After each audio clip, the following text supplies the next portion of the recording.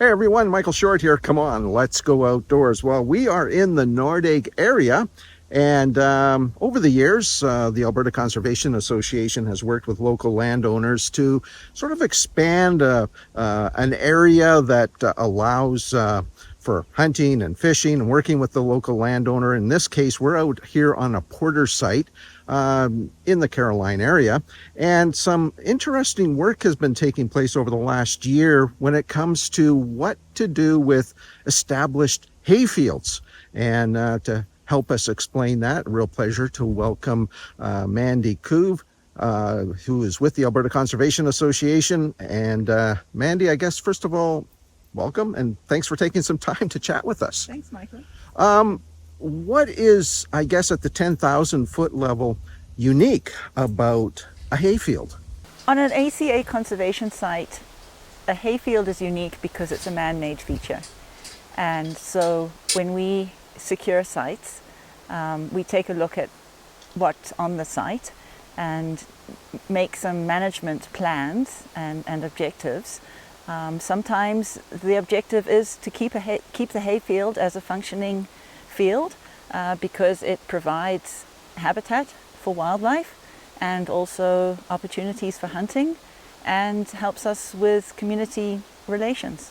So we'll kind of come back and deal with each one of those elements, but I guess the initial thought when you saw this field, in other instances, you have returned large tracts of land. This one is, correct me if I'm wrong, around 17 acres.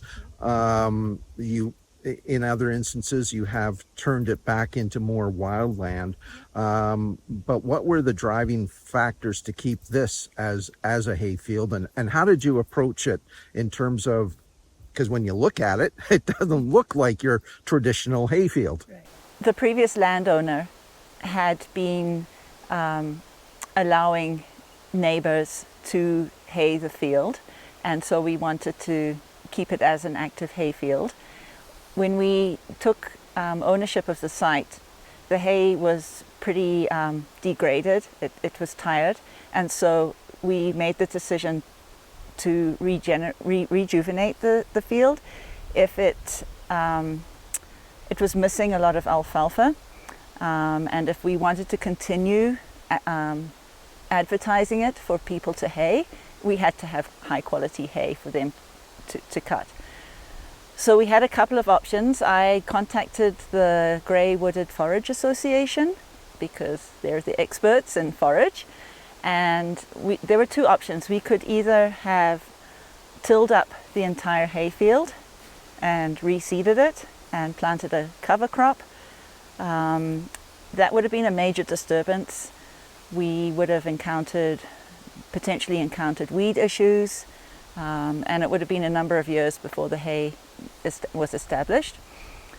The other option was to direct drill the seed into the existing hayland, and that's what we decided to go with. So we got soil samples completed, got a fertilizer recommendation, and worked with a local operator who had customized direct drill seeding equipment and replanted the field. And that was 2 years ago. And the results have been what? Well, so far so good. Last year, which was the first year that it was harvested, the yield increased by threefold. So we went from 16 bales an acre to 48. And I would imagine that having, even after the hay is pulled off the field, there's enough residual that help animals, especially ungulates, during the winter, have some feed. What we ask the producers, whoever is haying the field in any year, they can only hay it between July 15th and August 15th. That way it allows the regrowth, a suitable amount of regrowth for ungulates during the winter, and the July 15th allows sufficient time for any birds that might have nests in the grass to lay their eggs and fledge their young.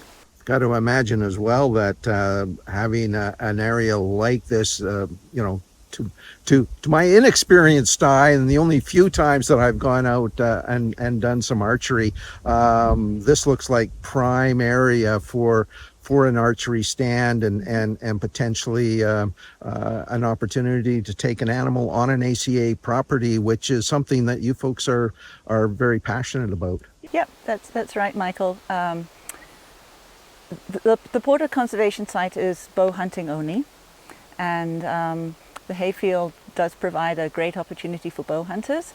The neighboring site to the east is the Drake Conservation Site, and we've noticed some tree stands that have been set up facing the hayfield, and yeah, they're being actively used, which is great.